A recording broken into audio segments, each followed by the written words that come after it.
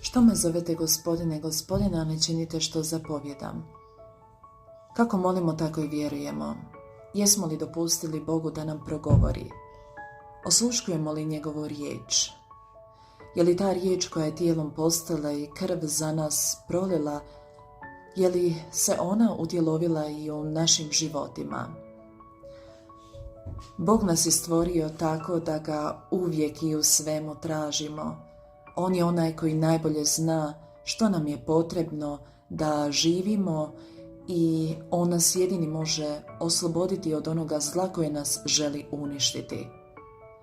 Zato je mudro dopustiti Bogu da bude Bog, da se njegova volja vrši u našim životima, jer tada tek mi možemo postajati slobodni, zdravi, cjeloviti.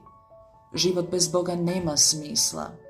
Bez njegove volje mi nismo sposobni ništa ostvariti jer nas zli želi uništiti. Neka mir uskrsloga Krista bude uvijek sa tobom.